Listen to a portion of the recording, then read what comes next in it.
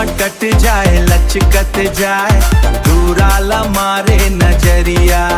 हाँ टूरी मटक जाए लचकत जाए, दूराला मारे नजरिया।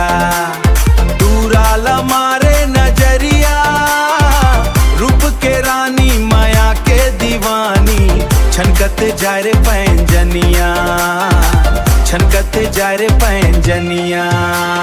माथे मटिकली और गाल मलाली, तोर चंचल हंसी हमोला बना दीस मवाली। हाथ के कंगना बाजे छन छन, तोर पीरित माँ डोले मोर मन।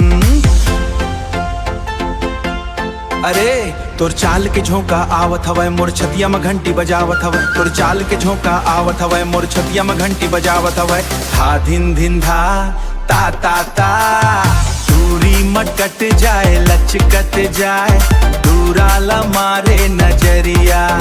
हाँ टूरी मटक जाए लचकत जाए, दूराला मारे नजरिया। दूराला मारे नजरिया, रूप के रानी माया के दीवानी, छनकत जाए रे पैंजनिया, छनकत जाए रे पैंजनिया। काबर मोला देखस तिरछी नजरिया, काबर छेंकत जावस मोर डहरिया। गवई के गोरी मैं भारी नखरे वाली, तोर जैसे टूराला मैं नहीं देवा काली।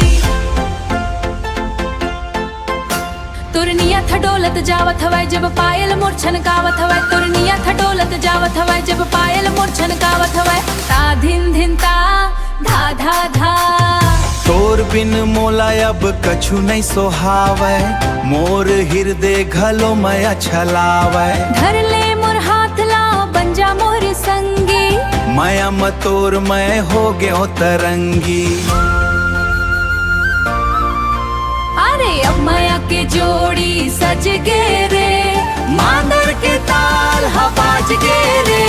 था तिरकिट था ता तिरकिट ता, दूरी मटक जाए लचकत जाए,